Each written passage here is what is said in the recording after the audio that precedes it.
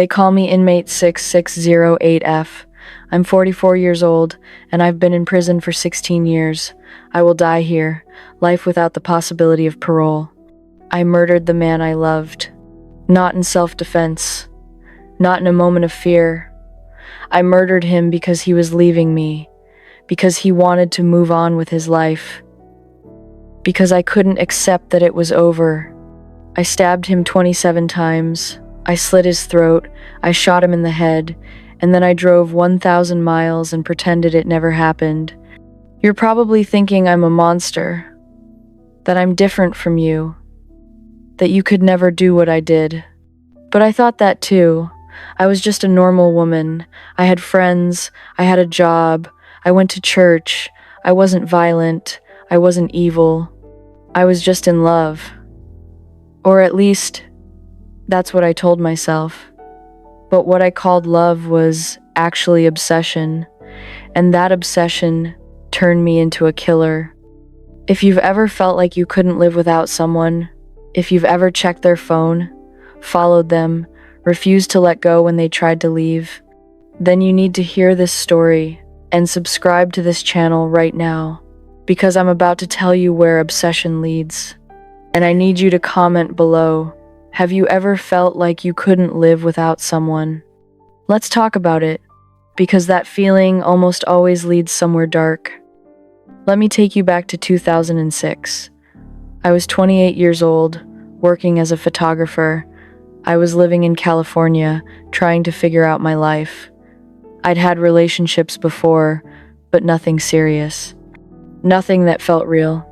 Then I met him at a conference. His name was Travis. He was 30, a motivational speaker, handsome, charismatic. When he talked to me, I felt like I was the only person in the room. We started dating long distance. I'd drive from California to Arizona to see him, 10 hours each way. I didn't mind. I was happy to do it, because when I was with him, I felt complete. That should have been my first warning sign. Feeling complete only when you're with someone else.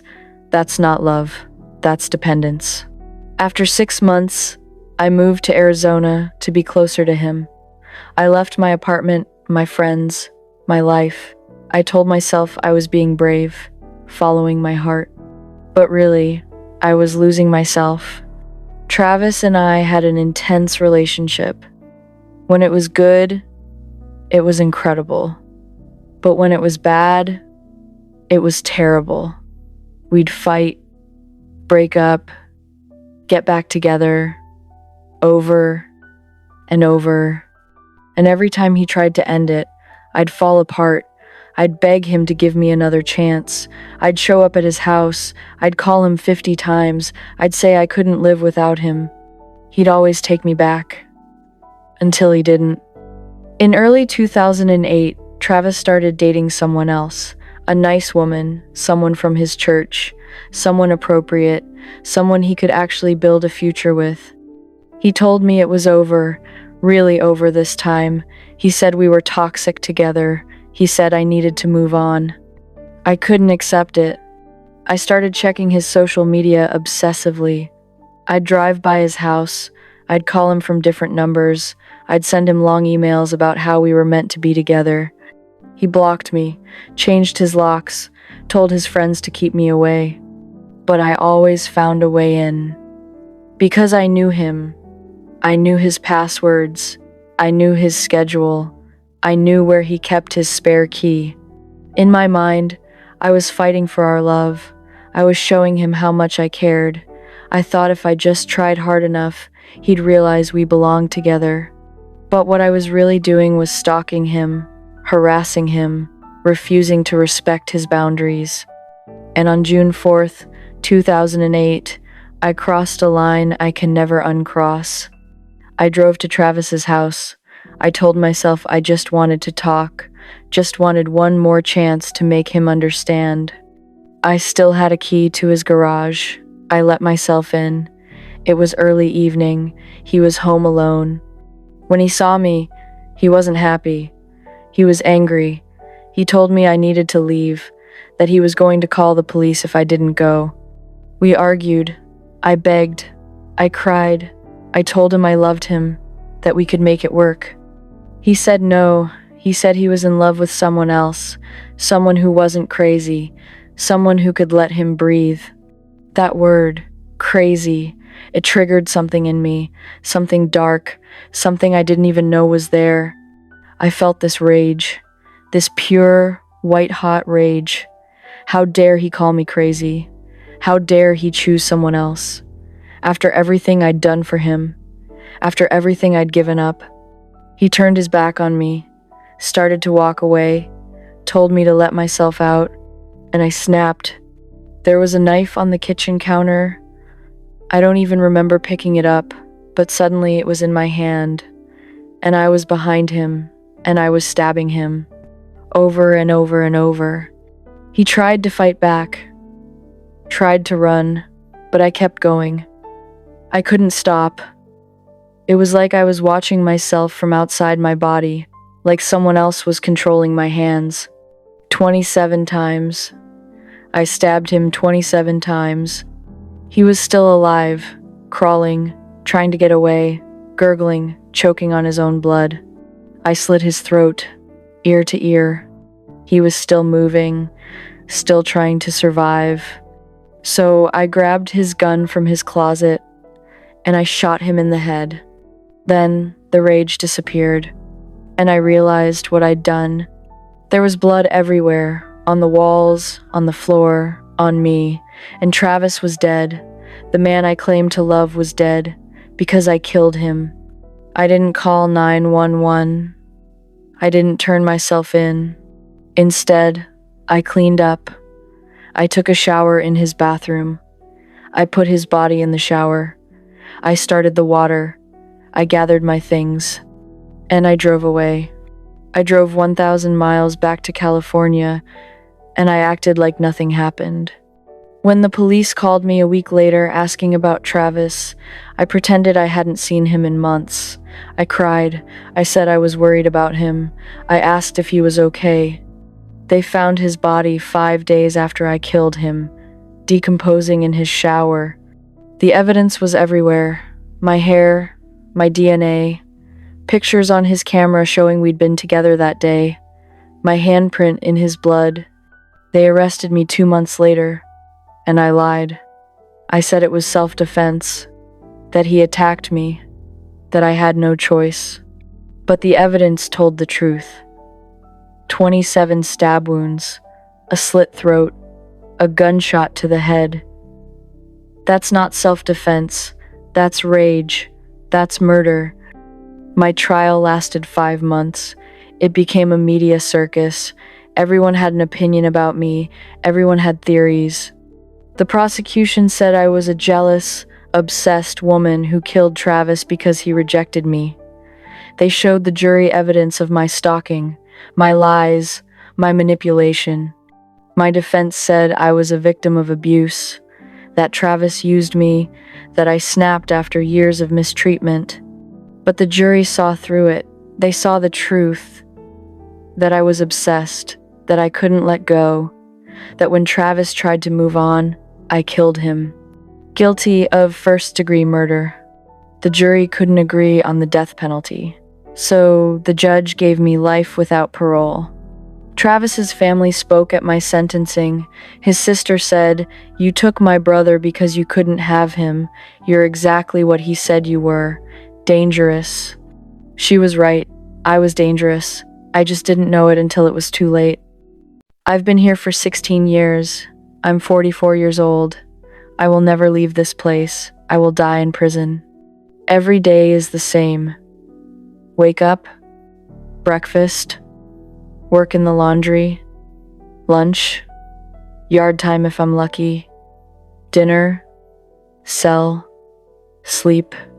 I'm in a maximum security facility. Most of the women here are like me. We killed people we knew, husbands, boyfriends, family members, people we claim to love.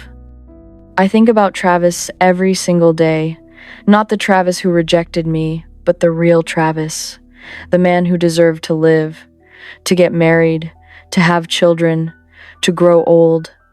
I took all of that from him because I was selfish, because I thought my feelings mattered more than his life. Here's what nobody tells you about obsession. It doesn't feel like obsession when you're in it. It feels like love. It feels like passion. It feels like you're fighting for something that matters. But love doesn't destroy. Love doesn't stalk. Love doesn't refuse to let go. Love doesn't kill. What I felt for Travis wasn't love. It was possession. I didn't love him as a person. I loved the way he made me feel. And when he stopped making me feel that way, I couldn't handle it.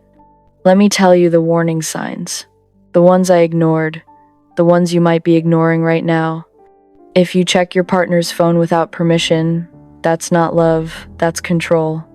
If you drive by their house to see what they're doing, that's not love, that's stalking. If you feel like you can't live without them, that's not love, that's dependence. If they try to break up with you and you refuse to accept it, that's not love, that's obsession. If you think about hurting them or their new partner, that's not love, that's danger.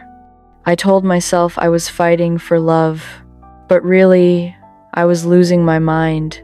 I was so focused on Travis, on keeping him, on making him mine, that I stopped being a rational person. You cannot force someone to love you. You cannot make someone stay. And when someone tells you it's over, you have to accept it. I know it hurts. I know it feels like you're dying. I know it seems impossible to move on. But you're not dying. You will survive. You will heal. You will find someone else who actually wants to be with you. Travis didn't want to be with me. And instead of accepting that with dignity, instead of moving on and building a new life, I killed him. I traded his life for my pride, his future for my feelings, his family's happiness for my ego. And now I'm here, forever. If you're in a relationship where you feel obsessed, where you're constantly checking up on them, where you can't imagine life without them, please hear me. That's not healthy. That's not normal. And it can lead to places you never thought you'd go. Get help. Talk to a therapist. Distance yourself. Work on your own identity. Learn to be okay alone. Because I didn't. I made my entire identity about Travis. And when he left, I had nothing. I was nothing. So I became a killer instead. Travis was 30 years old when I killed him. He was a motivational speaker. He helped people believe in themselves. He made people laugh. He was loved by so many people. His family will never get over losing him. His nieces and nephews will never know their uncle. The woman he was dating will always wonder what their life together could have been. All because I couldn't let him go. I don't deserve forgiveness. I don't deserve sympathy. I'm telling you this story not because I want you to feel sorry for me. I'm telling you this because obsession looks normal until it becomes deadly, because love can become possession, because refusing to let go can become murder. They call me Inmate 6608F. I'm 44 years old. I murdered the man I loved because he didn't love me back. If you're holding on too tight to someone who wants to leave, let them go. If you're checking their phone, following them, refusing to accept it's over, stop. If you're thinking, I can't live without them, you're wrong. You can, you have to. Because the alternative is this: prison, forever, and a life you destroyed because you couldn't accept reality. Don't be me, let them go, save yourself, save them. It's not love if you have to force it, and it's not worth it if it costs someone their life.